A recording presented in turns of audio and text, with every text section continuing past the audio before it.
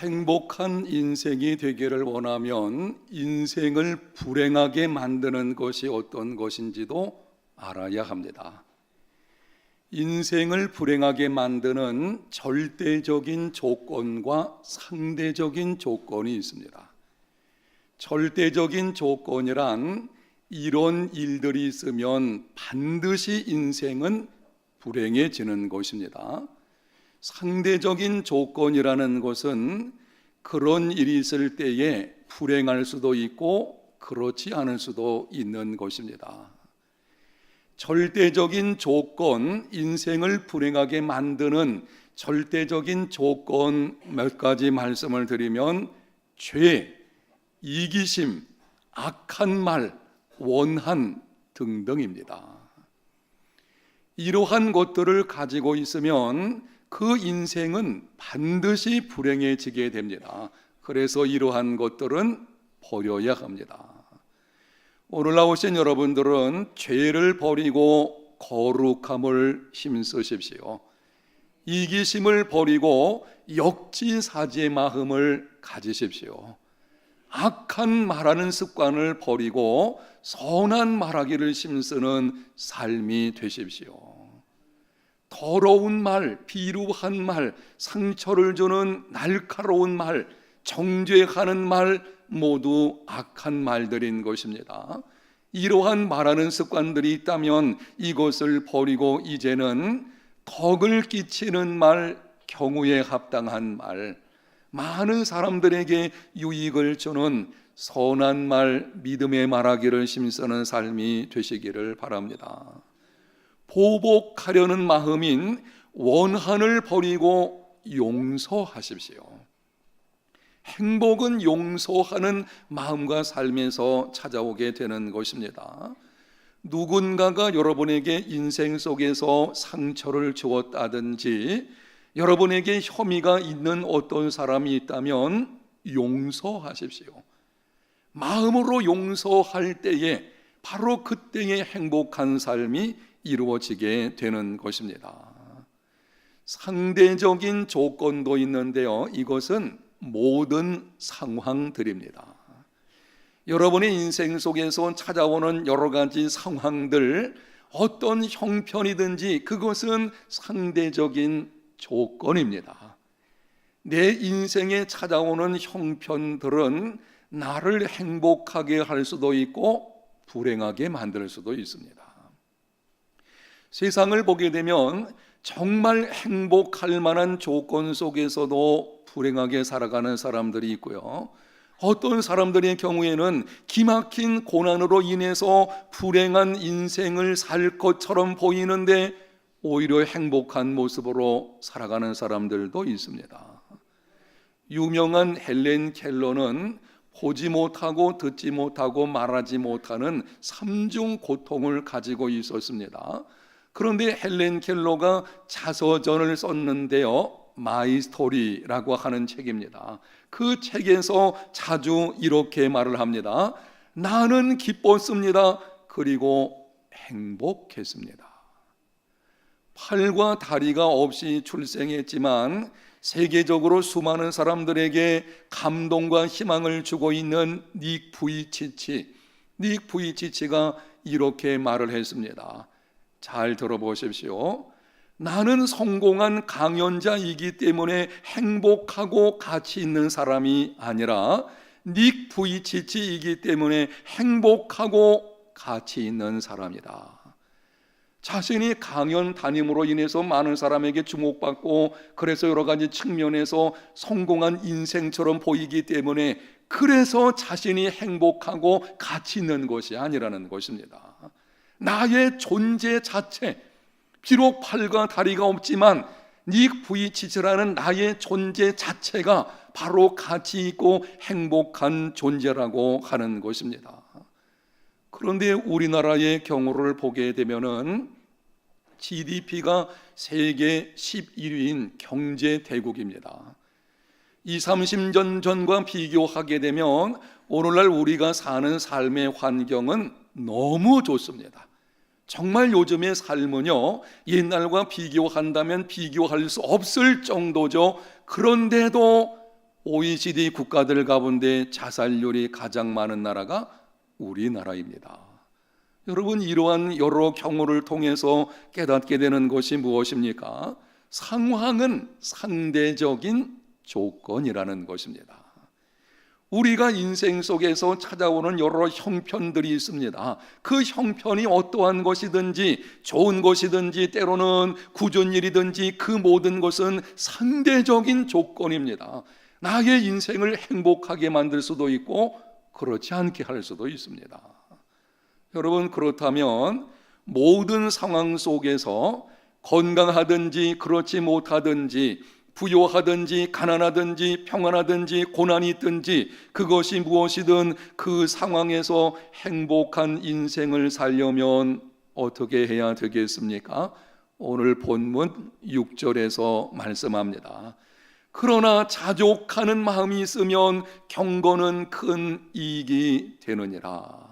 좀 더 구체적으로 바울은 다른 서신에서 이렇게 기록을 합니다. 빌립보서 4장 11절과 12절.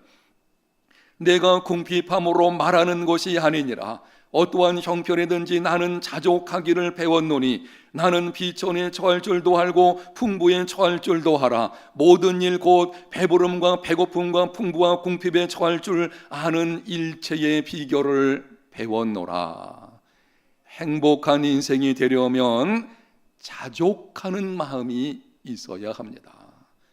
어떤 형편에 처하든지 나의 인생에 어떤 일이 있든지 그 가운데서 자족함을 배워야 합니다. 자족은 배워가는 것입니다. 인생의 여러 경험들을 통해서 배우는 것입니다. 가난한 환경을 통해 가난 속에서 자족하는 것을 배워야 하고 부요한 환경을 통해 부요 속에서 자족하는 것을 배워야 합니다. 지금 가난할 때에 자족을 배워야 나중에 부자가 되어서도 자족할 수 있습니다.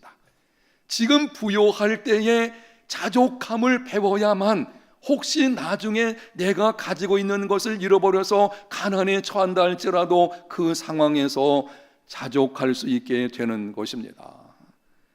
지금은 내가 자족할 수 없지만 조금만 더 가지면 자족하겠다 안 해요. 그렇지 않습니다. 제가 분명하게 단언해서 말씀드릴 수가 있는데요, 지금 자족하는 것을 배우지 않으면 앞으로 많은 것을 가져도 절대 자족하지 못합니다. 내가 무엇을 얻는 소유의 문제는요, 가지면 가질수록 더 갖고 싶은 것이 인간의 죄악된 욕망인 것입니다. 그래서 지금 우리가 어떤 형편이 있든지 그 가운데서 자족하는 것을 배워가야 합니다.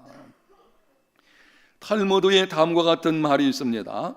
지혜로운 사람은 어떤 경우에 처한다 해도 배울 줄 아는 사람이다. 가장 강한 사람은 자기를 지킬 줄 아는 사람이다. 그리고 지금 가지고 있는 것으로 족한 줄 아는 사람이야말로 제일 부자이다. 세상에서 가장 부자가 누군가 하면 많은 것을 가지고 있는 거기에 기준이 있는 것이 아니고 얼마를 가지고 있든지 자족하는 삶을 살아가는 사람, 이 사람이 제일 부자인 것입니다. 부자가 되려고 하기 전에 자족함을 배워가는 삶이 되시기를 축복합니다. 여러분이 자족함을 배우지 않으면 부자가 돼서도 행복한 삶을 살지 못합니다. 지금 저와 여러분이 어떤 형편이 있든지 저는 잘 알지 못하지만 있는 그 상태에서 자족함을 배워 가십시오. 그러면은 여러분의 인생이 행복한 인생으로 이루어지게 될 것입니다. 인생을 불행하게 만드는 절대적인 조건들을 앞에서 말씀드렸는데요, 그 조건들의 한 가지 더 붙여서 말씀드리면 탐심이라는 것입니다. 지나친 욕심, 탐심이 인생을 불행하게 만드는 것입니다. 어느 교회 여 집사님에 관한 실제로 있었던 이야기라고 합니다. 남편은 돈을 많이 벌지는 못했지만 아내에게는 자랑스럽고 자녀들에게는 다정했습니다. 자녀들은 아무 탈 없이 커가고 공부도 잘했습니다. 중산층의 행복한 생활이었습니다. 그런데 어느 날 상당한 재산을 가진 친구들이 집에 찾아왔습니다. 고급 자가용과 더 좋은 집과 값비싼 옷을 입고 있었으며 남편들도 사업도 잘 되는 친구들이었습니다. 이 친구들이 찾아와서는 말을 합니다. 너는 예수 믿는다고 하면서 이런 정도에 만족하냐? 하나님이 살아계신다면 이보다 더 큰 복을 줘야 될 것이 아니냐? 왜 이 모양으로 살아가고 있는 것이냐? 큰 충격을 받았습니다. 내가 하나님을 잘못 믿은 것은 아닌가? 친구들은 저렇게 잘 사는데 나는 왜 이렇게 살고 있는 것일까? 라고 마음의 회의가 찾아오자 지금까지 여러 가지 생활 속에서 행복했던 마음이 조금씩 사라지기를 시작을 했습니다. 전에는 남편이 그렇게 자랑스럽게 보였는데요, 이제는 남편이 점점 못나 보이기를 시작하는 것입니다. 손때 묻은 살림살이들이 초라하게 느껴집니다. 마음의 평안과 기쁨이 사라지고 행복했던 가정의 불화가 끊이지 않게 되었다고 합니다. 여러분, 이 가정의 문제가 무엇입니까? 탐심입니다. 상황은 똑같습니다. 전이나 지금이나 형편은 다른 것이 없어요. 그런데 전에는 행복하게 살았는데 왜 이제는 불평과 분만과 원망 속에 살아가고 있는 것입니까? 그 속에 탐심이 들어가게 되면, 지나친 욕심에 사로잡히게 되면 행복은 사라지게 되는 것입니다. 탐심이 찾아오게 되어지면 옳고 그름의 판단력이 사라지게 됩니다. 탐심이 우리를 사로잡게 되어지면 친구도 보이지 않고 이웃도 안 보이고 가족도 보이지 않고 심지어 하나님도 눈에 들어오지 않습니다. 가끔 주변에서 들려오는 소식을 보게 되면은 재산 상속 문제로 형제들 간에 칼부림이 벌어졌다. 왜 그렇습니까? 바로 탐심이 들어가 있기 때문에 그런 것입니다. 그래서 이렇게 말씀드릴 수 있습니다. 행복 인생 핵심어 5번째는 자족입니다. 오늘 나오신 여러분들은 행복한 인생의 삶이 되시기를 축복합니다. 기억하십시오. 자족을 배워서 자족하는 마음을 가지십시오. 그때 행복한 인생은 찾아오게 되는 것입니다. 오해하지는 마십시오. 자족과 안일함은 다른 것입니다. 자족이라는 말과 안일함이라는 말은 유사성도 있지만 전혀 다른 것입니다. 안일이라고 하는 말은 우리에게 어떤 면에서 쉼도 주는 것 같고 때로는 만족을 주는 것 같지만 그거는 성경에서 말씀하는 자족은 아닙니다. 성경에서 말씀하는 자족은 범사에 하나님께 감사하는 마음을 갖는 것입니다. 안일은 자화자찬입니다. 자족은 열정적으로 탁월함을 추구하지만 안일은 이미 성취한 일에 안주합니다. 여러분, 성경에서는 자족이라고 말씀할 때에 빈둥거리는 삶이나 소극적이고 무관심한 삶을 말씀하지 않습니다. 건강한 그리스도인은 자기 만족의 시간을 허비하지 않습니다. 건강한 그리스도인은 자족하면서도 열정적으로 탁월함을 추구합니다. 이게 놀라운 거예요. 열정을 가지고 탁월함을 위해서 하나님이 내게 주신 은혜를 따라서 진보를 위해서 막 나가지만 그 가운데서 만족함을 누리는 자족감이 있는, 이게 성경에서 말씀하는 자족입니다. 오늘 나오신 여러분이 이러한 삶이 되시기를 바랍니다. 여러분, 어떻게 하면 탐심을 버리고 자족하는 삶을 살 수 있겠습니까? 오늘 크게 2가지 방법을 말씀을 드리게 될 것입니다. 내 속에 있는 탐심을 버리고, 이제는 좀 버려야 합니다. 탐심을 버리고 자족하는 삶을 살려면 어떻게 해야 되는지, 첫 번째는 인생이 무엇인지 알고 기회가 있는 대로 선한 일을 힘써야 합니다. 본문 7절과 8절, 우리가 세상에 아무것도 가지고 온 것이 없음에 또한 아무것도 가지고 가지 못하리니 우리가 먹을 것과 입을 것이 있은즉 족한 줄로 알 것이니라. 탐욕을 버리고 자족하는 삶이 되려고 하면 인생이 무엇인지를 알아야 되는데요, 오늘 여기 말씀에 기록된 것처럼 빈손으로 왔다가 빈손으로 가는 것이 인생입니다. 우리가 올 때에 아무것도 가지고 온 것이 없습니다. 우리가 하나님이 불러서 갈 때에도 아무것도 가지고 가지 않게 될 것입니다. 우리는 출생과 죽음의 이 사이에서 지금 살아가고 있는데요, 그러므로 지금 우리가 살아가는 가운데 가지고 있는 것들은 하나님의 특별한 은혜의 선물로 주어진 것입니다. 가져온 것이 없어요. 근데 지금 내가 가지고 있어요. 이게 은혜가 아니고 뭐가 있습니까? 그런데 중요한 것은 7절 하반절에 아무것도 가지고 가지 못하리니 인생에는 죽는 날이 있고 그 날에는 아무것도 가지고 가지 못함을 알아야 합니다. 빈손으로 우리가 온 것은 과거의 일인데요, 앞으로 다가올 일을 우리가 알아야 합니다. 죽음이라는 사건이 언젠가 우리에게 찾아오게 될 것이고 그때 우리는 아무것도 가지고 가지 못할 것입니다. 맹모 삼천지교라는 이야기를 여러분이 알고 계실 것입니다. 맹자의 지혜로운 어머니는 자녀 교육을 위해서 3번을 이사를 했습니다. 첫 번째는 장의사 옆이었고, 두 번째는 시장이었고, 세 번째는 학교 옆으로 이사했습니다. 그래서 좋은 환경 영향을 받은 맹자가 훌륭한 스승이 되었다라고 하는 이야기입니다. 그런데 이 이야기의 해석이 요즘에 좀 바뀌어지고 있습니다. 이 일을 새롭게 해석을 하는데요, 그렇게 지혜로운 맹자의 어머니가 시행착오를 일으킬 리가 없다는 것입니다. 그래서 그런 대로 이사를 간 것은 다 이유가 있다는 것입니다. 첫 번째, 장의사 옆으로 이사한 것은 아들 맹자로 인간은 반드시 죽는 존재라는 것을 깨닫게 하려는 것이라고 합니다. 그 다음에 시장 가까이 이사한 것은 인생의 죽음이 있음을 안 뒤에는 사람이 사는 것이 어떤 것인지를 배우게 하려는 것이라고 합니다. 여러분이 사람 사는 게 어떤 것인지 알려고 하면 시장에 한번 가보십시오. 저도 가끔 시장을 지나가는 일이 있게 되는데요, 시장을 지나가게 되면 거기 인생이 어떤 것인지 우리가 좀 모습을 볼 수가 있게 될 것입니다. 치열한 경쟁도 있고 거기는 푸근함도 있고 또 어떤 면에서는 여러 가지 많은 측면에서 부정적인 모습이 보이는 경우도 있을 것이고 그 인생이 무엇인지를 볼 수 있는 것이 바로 이 시장터인 것입니다.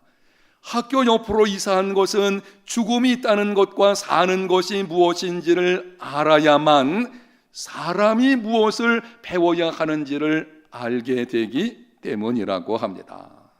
여러분, 한 번 죽는 것은 사람에게 정해진 것이요, 그 죽음은 언젠가 나의 사건이 될 것이라는 것을 깨달아야만 내가 어떻게 살아야 하는지를 알게 됩니다.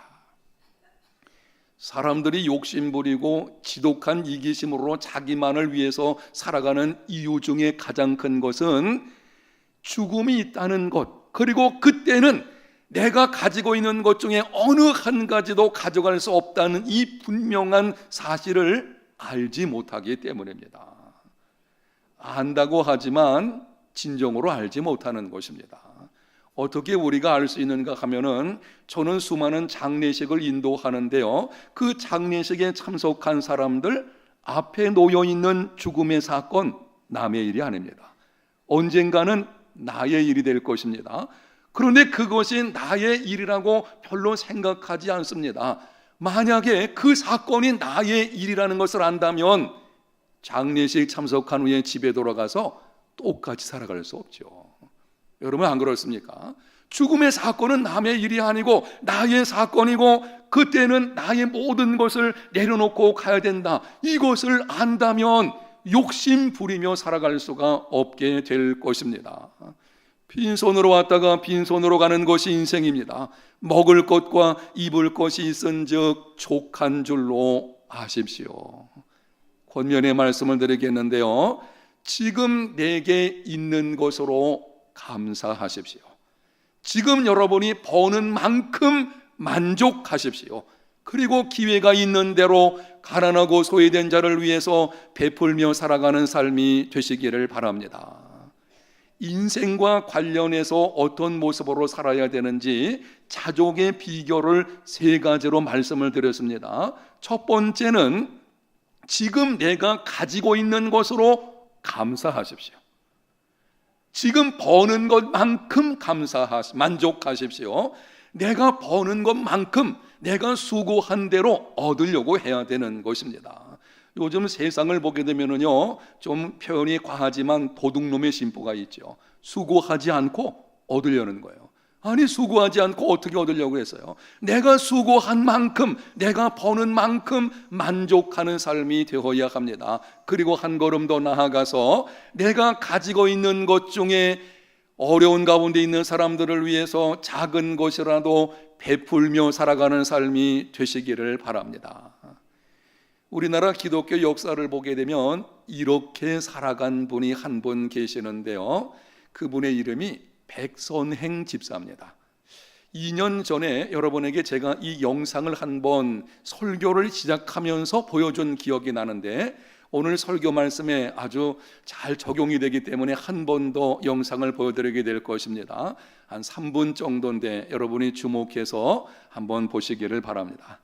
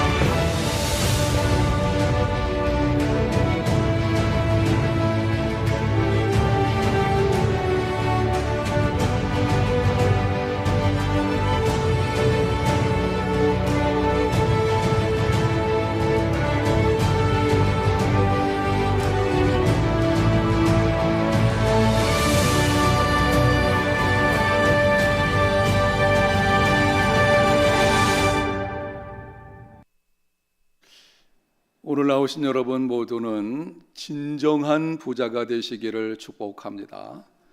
여러분, 내가 지금 가지고 있다 그래서 내 것이 아닙니다.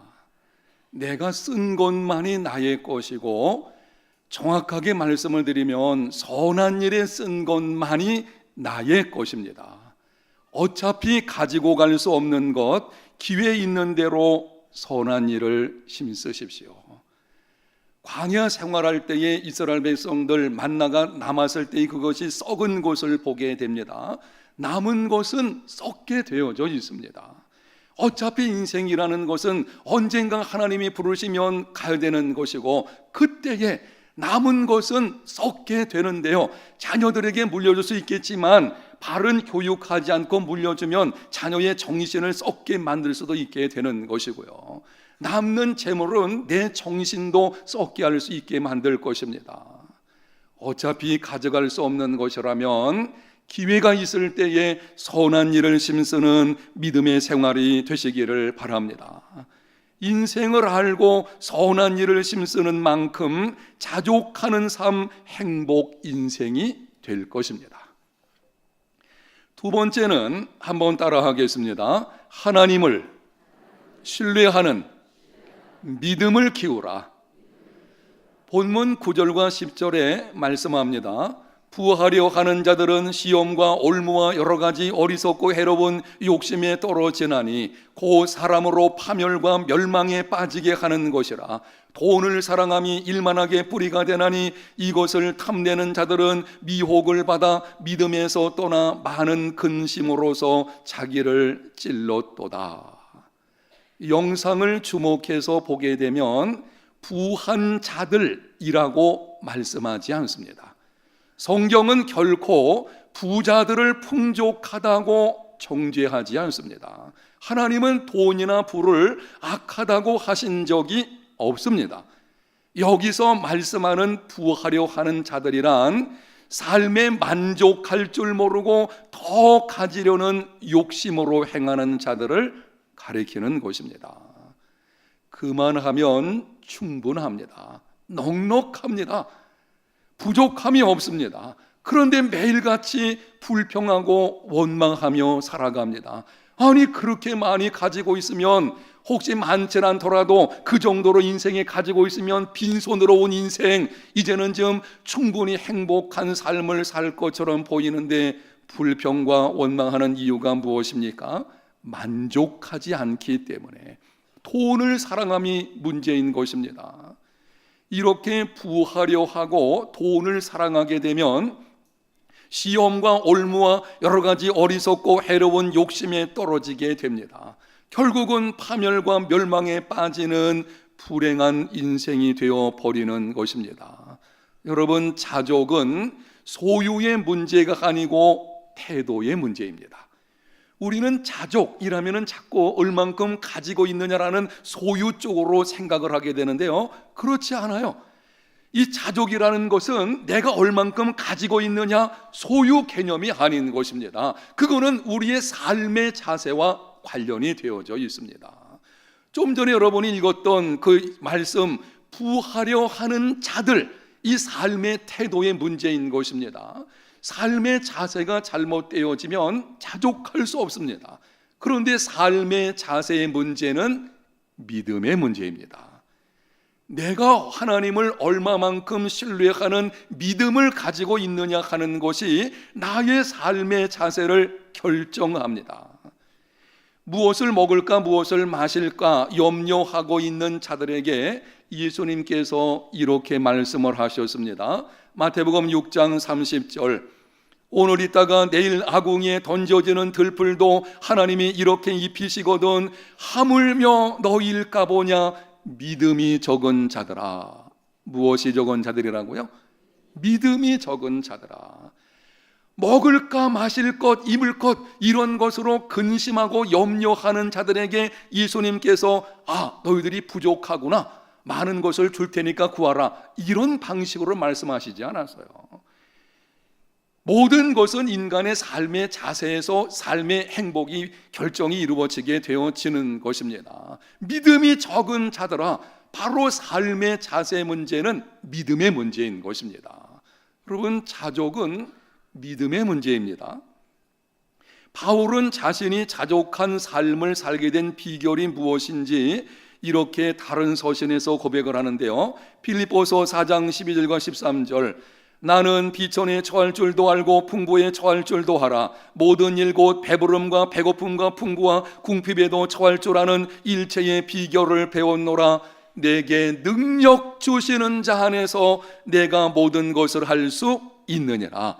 아멘. 인생의 수많은 희노애락을 통해서 자족하는 것을 배웠어요. 바울은 경험을 통해서 자족을 배웠습니다. 그런데 바울의 고백을 들어보게 되면 내가 그런 경험을 통해서 스스로 자족을 배웠다고 말씀하지 않습니다. 내게 능력 주시는 분 예수 그리스도, 그분 안에서 내가 자족하는 것을 배웠고 그분 안에서 내가 지금 자족하는 삶을 살고 있다고 고백하는 것입니다. 우리는 죄악된 존재이기 때문에요, 탐심에 대한 성향이 누구에게나 있습니다. 부유하려고 하지 않는 사람이 누가 있겠어요? 다 우리 속에는 부유하고 싶은 그런 욕망들이 담겨져 있습니다. 그래서 자족이라는 것은 내 결심과 노력만으로 되어지는 것이 아닙니다. 예수 그리스도 그분 안에서 그분의 능력을 덧입을 때에, 그때에 우리는 자족하는 삶이 이루어질 수 있게 되는 것입니다. 예수 그리스도께 주시는 자족의 능력은 믿음을 통해서 얻게 되는 것입니다. 아멘. 믿음의 문제입니다. 내가 믿음이 크면 그 믿음만큼 나는 자족하는 삶을 살게 되는 것입니다. 하나님을 신뢰하는 믿음을 키우십시오. 미국의 척 스미스 목사님이 교회를 개척할 당시 빚을 지게 되었다고 합니다. 없는 살림에 한 교회를 개척을 하려고 하니 쉽지 않았겠죠. 그래서 어쨌거나 이렇게 저렇게 준비하는 가운데서 빚을 지게 되었고, 빚의 목록을 하나님 앞에 가지고 가서 내어놓고서 간절하게 기도를 했습니다.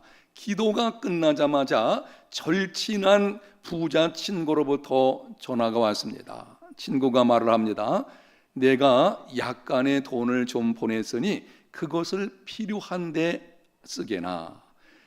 근데 이 친구가 약간의 돈이라고 말한 그것이 목사님이 진 빚을 갚고도 남을 정도였어요. 엄청난 부자이다 보니까는 약간의 돈이라는 것이 어려운 사람에게는 큰 돈이 된 것이죠. 그래서 목사님이 빚을 갚고도 남을 정도니 얼마나 기쁘겠습니까? 사모님을 안고서는 덩실덩실 춤을 추었다고 합니다. 그때 갑자기 마음에 하나님의 음성이 들려왔습니다. 스미스야, 왜 춤을 추느냐? 예, 기도 응답으로 약속한 돈을 친구가 보내기로 했는데요, 기도 응답으로 친구가 돈을 보낸다고 약속을 했기에 지금 내가 너무 기뻐서 춤을 춥니다. 이때 문득 머릿속을 지나치는 말씀이 있는데요, 돈이 어디 있느냐? 친구가 전화로 보내겠다고 약속만 한 것이지 아직 돈이 손에 쥐어져 있는 것은 아니지 않습니까? 그래서 이 스미스 목사님이 이렇게 하나님께 말씀을 드렸습니다. 하나님, 이 친구는 신실한 사람입니다. 내가 그 친구를 믿습니다. 그때 하나님께서 이렇게 말씀을 하셨다고 합니다. 그렇다면 너는 내가 너와 함께하고 너를 도와주고 너를 인도할 것이라고 약속했는데 그 약속 때문에 기뻐하며 춤을 춰본 적이 있느냐? 그 음성을 듣는 순간 목사님이 내가 지금까지 얼마나 하나님을 신뢰하는 믿음 가운데 있었는지를 돌아보게 되었다고 합니다. 제가 설교를 준비하면서 이 글을 읽으면서 아주 큰 은혜를 받았어요. 왜냐하면 저도 얼마 전에 이와 유사한 경험을 한 적이 있었습니다. 얼마 전에 유럽 지역 선교사 모임에서 급한 연락이 이메일을 통해서 제게로 왔습니다. 국내에서 유럽 선교사 대회를 하기로 작정을 하고 서울에 있는 어느 교회가 모든 경비를 감당을 하려고 계획이 세워져 있었습니다. 그런데 그 교회에서 갑자기 일이 생겨서 그건 좋은 일입니다. 근데 부득이 할 수 없는 일이 생긴 거예요. 할 수 없는 일이 생겨가지고는 선교사 대회를 하지 못하는 상황이 되어버렸습니다. 그래서 저희 교회로 연락이 온 것입니다. 해운대 제일교회에서 혹시 도와줄 수 있겠습니까?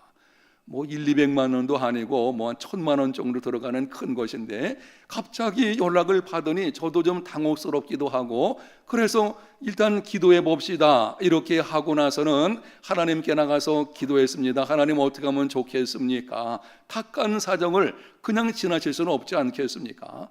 그래서 이런 생각이 들었어요. 주일날 오전 예배 때에 성도들에게 말씀을 드리고, 혹시 성도들 가운데서 자원하는 마음으로 그 일을 감당하는 분들이 있다면 도와줄 것이고, 그렇지 않다면 도움을 줄 없다고 연락을 해야 되겠다. 당에서 장로님들과 의논해서 제가 이렇게 광고를 하겠습니다. 그래서 주일날 일부 예배 시간에 말씀을 드렸습니다. 이런 사정이 있는데 여러분 가운데 혹시 헌신하실 분들이 있으면 말씀해 주십시오. 예배가 끝나고 나서 어느 남자 집사님이 제게 찾아왔습니다. 그리고 말씀을 합니다. 목사님, 얼마 전에 제게 돈이 좀 생겼는데 하나님께서 이 일을 위해서 사용하라고 하신 것 같습니다. 제가 그 1천만 원 전부를 감당하겠습니다.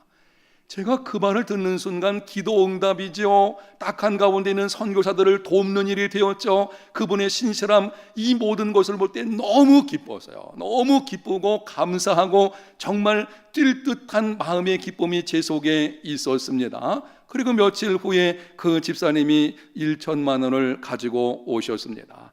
제가 설교를 준비하면서 하나님께서 이렇게 말씀하시는 것을 들었습니다. 너는 어떠냐? 신실한 집사가 어떤 약속을 했을 때에 그 약속을 받고 네가 그렇게 기뻐했다면 내가 지금까지 너와 함께 할 것이고 너를 도울 것이고 합력할 선을 이루어 주실 것이고 이러한 많은 약속을 너한테 주었는데 너는 그 약속 가지고 기뻐서 춤을 추어 본 적이 있느냐? 너무 부끄럽더라고요. 여러분 어떻습니까?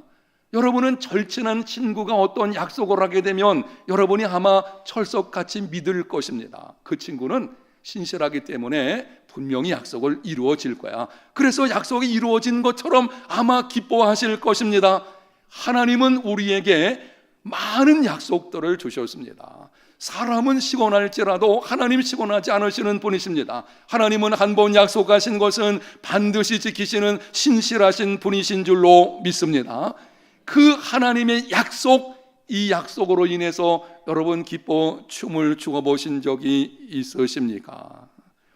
믿을 만한 사람의 약속을 신뢰한다면 하늘 아버지 하나님의 약속은 우리가 더욱더 신뢰하는 믿음이 되어야 할 것입니다. 하나님을 신뢰하는 믿음을 키우십시오. 자족의 문제는 믿음의 문제입니다. 왜 내가 이런 형편 여러 가지 많은 삶 속에 자족하지 못하는가? 이거는 소유의 문제가 아니에요. 지금 내 믿음이 문제인 것입니다. 하나님을 신뢰하는 믿음을 키우면 그때 내 속에서 자족하는 마음이 생기게 될 것이고 그러므로 행복한 인생이 되는 것입니다. 사랑하는 성도 여러분, 어떻게 하면은 하나님을 신뢰하는 믿음을 키울 수가 있겠습니까? 매일 범사에 하나님과 함께 시작해야 합니다. 중요하기 때문에 한번 따라 합시다. 매일 범사에 하나님과 함께 시작하라. 아멘. 하나님과 친밀한 관계를 맺는 만큼 믿음이 성장합니다. 믿음이라는 것은요, 하나님과 친밀한 관계 속에서 얻게 되어지는 것입니다. 하나님 그분을 내가 믿는다고 하는 것, 그분의 약속을 내가 신뢰한다고 하는 것은 그분과 점점 친밀한 관계 속에 들어갈 때에 확신하게 되는 것입니다. 여러분이 어떤 사람이 말을 할 때에 믿을 수 있다는 것은 이미 그 사람이 어떤 존재인지 알기 때문에 하는 것이 아니겠습니까? 그 친밀한 관계, 이것은 오랫동안 교제를 통해서 이루어지게 되는 것입니다. 매일 범사에 말씀과 기도로 하나님과 함께 시작하는 믿음의 삶이 되시기를 바랍니다. 하나님보다 앞서가지 마십시오. 저도 그렇고 우리 해운대 제일교회 모든 성도들에게 이런 삶이 꼭 되었으면 좋겠는데요. 하여튼 여러분이 평생에 그렇게 했으면 좋겠습니다. 하나님보다 앞서가지 않는 삶이 되시기를 축복합니다. 하나님 그분과 함께 가십시오. 매일 아침에 눈을 뜰 때에 하나님과 함께 시작을 하십시오. 어떤 일이 있을 때에 범사에 하나님과 함께 그것을 해결하기를 시작하십시오. 하나님과 친밀한 관계 속에 우리가 믿음이 자라게 될 것이고, 그러므로 행복한 인생 자족하는 삶이 되시기를 바랍니다. 행복 인생 5번째, 오늘 이 시리즈 설교의 마지막 번째인데요, 5번째는 자족입니다. 이 말씀대로 순종하는 중에 행복한 인생이 되시기를 예수님 이름으로 축복합니다.